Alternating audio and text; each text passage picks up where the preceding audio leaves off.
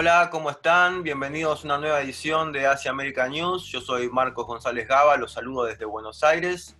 En esta edición nos comunicamos nuevamente con el colega Pablo Wang desde Hong Kong para hablar sobre un tema central en la política y en la historia de China, que es Tiananmen. El próximo 4 de junio se celebra un nuevo aniversario de esta fecha y con Pablo vamos a revisar un poco la historia de este suceso y las implicancias históricas que ha tenido en ese país. ¿Cómo estás, Pablo?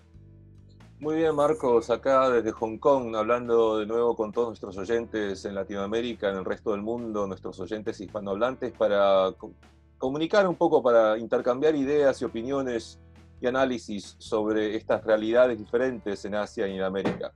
Bueno, el 4 de junio de 1989 lo que ocurrió fue que las tropas del Ejército de Liberación de China entraron a la plaza Tiananmen en el centro de la capital china, Pekín, y acabaron con una manifestación estudiantil que se venía llevando desde abril. La manifestación había comenzado con el fallecimiento de un líder del partido, que era, digamos, siendo calificado por los estudiantes como un reformista. Es el maestro de Zhao Ziyang, que en ese momento era el primer ministro de China, y que el señor Zhao luego terminó en arresto domiciliario hasta el día de su fallecimiento, hace pocos años, en la ciudad de Pekín. El movimiento estudiantil terminó el 4 de junio de 1989, pero la República Popular de China entró en una nueva etapa de crecimiento económico sin derechos políticos o sin reformas políticas que pedían los estudiantes.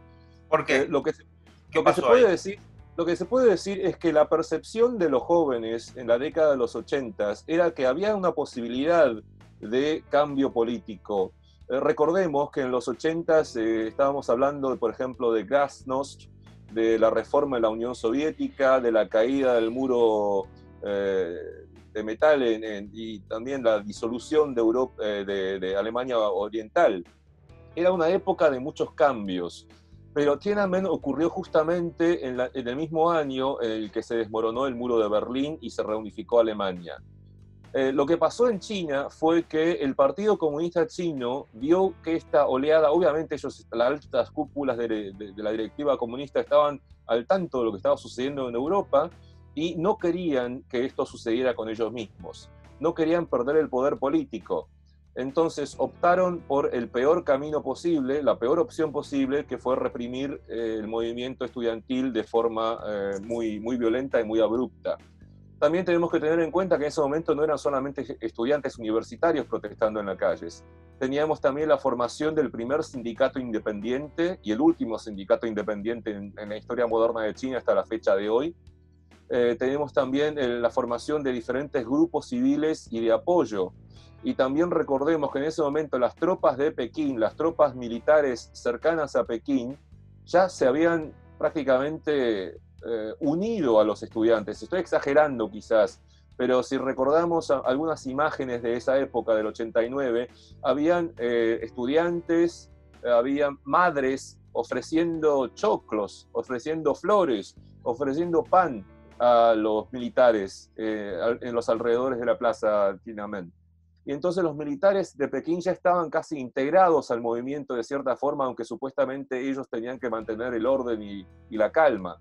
Entonces lo que hizo el gobierno chino fue traer tropas de diferentes lugares de China que no estaban asociadas con los estudiantes, y entonces comenzó la represión y se acabó el 5 de junio en la madrugada. ¿Hay alguna cifra de cuántas personas participaron y luego cuántas fallecieron en esta Bueno, llamada masacre? depende de qué fuente optes por tomar en cuenta. El gobierno chino dice que no son muchos, pero hay muchos grupos civiles que calculan, estiman, según por ejemplo cifras de hospitales en Pekín, cifras de las morgues, etc. Algunos estiman más de 3.000 fallecidos.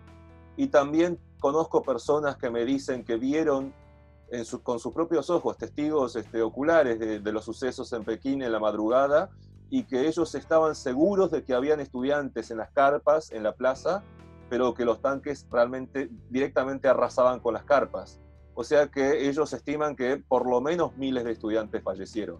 O sea, esto queda en la oscuridad. Como digo siempre, cuando hablamos de China, y por ejemplo cuando hablamos de COVID-19, hablamos de Wuhan, nunca quizás, digo siempre, nunca quizás sabremos qué es el verdadero costo humano de cualquier suceso en China. Solamente podremos estimarlo, y muchas veces las estimaciones que hacen los grupos civiles van a ser desmentidas constantemente por el gobierno chino.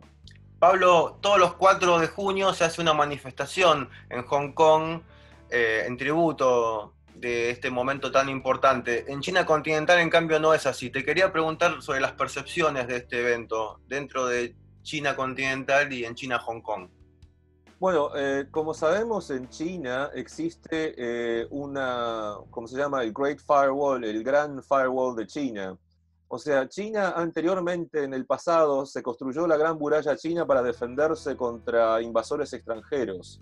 Pero lo que hizo luego, lo que hizo luego el gobierno chino y los expertos tecnológicos chinos fue construir la Gran Cibermuralla China para defenderse de los contenidos no autorizados por la censura oficial. Entonces, mucha gente en China ahora no conoce lo que pasó en 1989. Y hasta te diría que mucha gente joven, nacida en los 90s o justo en el 89, no tienen ni la más pálida idea de lo que ocurrió en verano de ese año.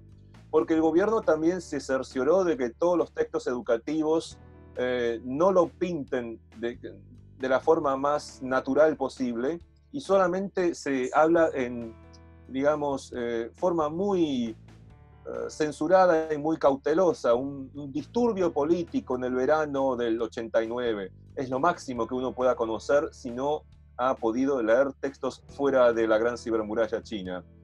Ni hablemos de textos imprimidos. No existen textos imprimidos que puedan decirte qué es lo que pasó en 1989 en China.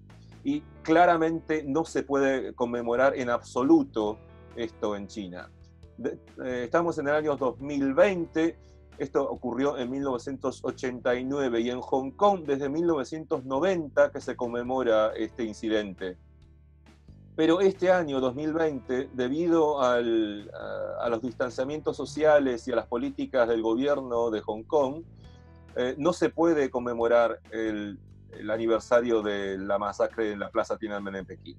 Esta sería la primera vez en la memoria colectiva de Hong Kong en la que este territorio administrativo especial de China, en la que siempre se pudo conmemorar este evento, este año no se puede conmemorar con el pretexto del distanciamiento social.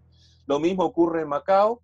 En Macao tampoco se puede conmemorar este año, y a pesar de que en Macao, por ejemplo, la conmemoración es solamente de un par de docenas de personas.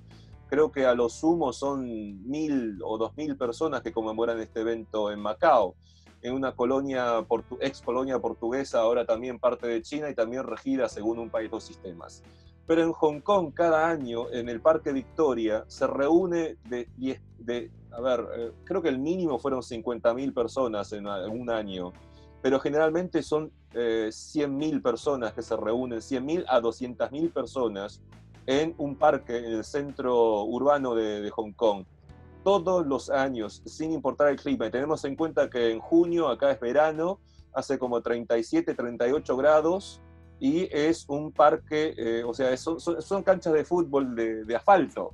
O sea que es un calor inmenso, y además con tantas personas y las luces, es insoportable, pero la gente se reúne todos los años a las 5 o 6 de la tarde y se la aguanta hasta las 10 de la noche cuando termine la ceremonia. Y esto se viene haciendo desde 1990, pero este año ahora no se puede hacer en Hong Kong.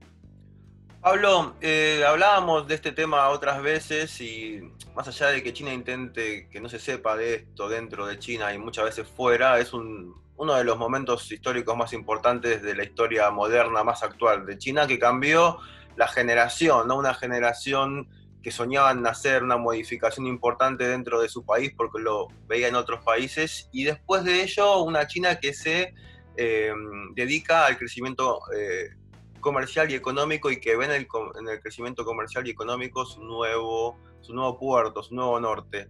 Vos me comentabas que además el gobierno hizo una suerte de trato con el pueblo con respecto a Tiananmen. ¿Podrías desarrollar un poco esta idea? Sí, lo que ocurrió luego de 1989 fue que China, a pesar de haber iniciado, explico, por ejemplo, cuando hablamos de apertura y reforma en China, apertura digo económica, ¿no? Pensamos que ocurrió en los 90, pero en realidad la política fue barajada en los finales de los 70 y comienzos de los 80. O sea, cuando había incluso esperanza de cambio político, ya se había iniciado el proceso de apertura económica y de reforma económica. Pero lo que ocurrió luego de la represión en 1989 fue que realmente se aceleró el crecimiento económico y la reforma económica. Y lo que digo que siempre ocurrió fue que hubo un trueque. En lugar de darle a la gente, al pueblo chino, reforma política, lo que el gobierno chino dio fue reforma económica. Y esto se ve muy bien reflejado, por ejemplo, en un aviso publicitario de una plataforma internet conocida como Bilibili. Y Bilibili es una plataforma para los jóvenes, para los millennials, para la gente que ve anime japonés, que ve telenovelas americanas, qué sé yo. O sea, es para los jóvenes. Y en esta plataforma se reúne gente que realmente no quiere tener nada que ver con la propaganda oficial china, etcétera. Pero el 4 de mayo, que es el Día de la Juventud de China, y por cierto que es otro aniversario de un movimiento estudiantil que ocurrió hace 101 años atrás, en este día Bilibili lanzó un aviso publicitario en el que, o sea, la norma era la nueva ola y la antigua ola. O sea, la antigua ola representada por el locutor, el tipo que habla en este aviso publicitario. Y es un tipo de más o menos de 50 años que te cuenta, bueno, cuando nosotros éramos jóvenes no teníamos estas posibilidades. No podíamos viajar al extranjero, no podíamos aprender una lengua extranjera, no podíamos tener nuestros hobbies, no podíamos escoger qué tipo de música, qué tipo de cine queremos ver. Y ahora nuestra envidia es en ustedes. Ustedes, esta nueva ola, esta nueva generación china, tiene la posibilidad de elegir lo que quieren. ¿Me entendés cuál es el problema acá? Ustedes pueden elegir qué consumir, pero no pueden elegir qué pensar. Ni hablemos de pensamiento, estamos hablando de consumismo nada más. O sea, ustedes tienen todo el derecho de elegir qué quieren comprar. Y ahí nomás. O sea, creo que ese aviso publicitario condensa de forma muy clara cuál es la filosofía del Partido Comunista Chino ahora con respecto a la estabilidad política en el país. O sea, el pueblo tiene derecho a consumir cuando pueda, y si no, le recuerdo que puede consumir, y si no, lo subvenciono. Pero ese es el único derecho que le queda al pueblo chino. Pero, o sea, tampoco seamos tan abstractos en cuanto a posibilidades de cuáles son las aplicaciones de los derechos políticos. Por ejemplo, cuando ocurre un accidente, cuando ocurre un caso de corrupción y un edificio se colapsa, por ejemplo, una escuela, entonces en China no hay ninguna posibilidad de defender los derechos de cada uno. O sea, el individuo que perdió, por ejemplo, a su hijo en una escuela mal construida por un caso de corrupción, no puede ir a la corte porque nunca va a tener su caso ahí aceptado por la corte local. Eso, perdón, se dio en el 2008 en Sichuan. Con el terremoto masivo de Sichuan. Y hasta ocurrió qué cosa, que el número de fallecidos en ese desastre natural no pudo sobrepasar cierta cifra que el Estado había estimado como, digamos, el máximo, el tope, para no desestabilizar la sociedad. O sea, toda la gente que falleció fuera de las estadísticas oficiales no pudo ser compensada dentro del esquema del desastre natural. O sea, hasta ese punto llega la realidad de no tener derechos políticos en China. O sea, no es nada abstracto, es algo muy, muy básico y muy sencillo. Entonces, eso es lo que pasa, y creo que hasta el día de hoy la idea básica es todavía eso, es que en China uno tiene derechos económicos, pero uno puede olvidarse del todo de derechos políticos. Suscríbete a nuestro canal en YouTube Asia America News y seguirnos en Facebook para más información sobre Asia y el mundo.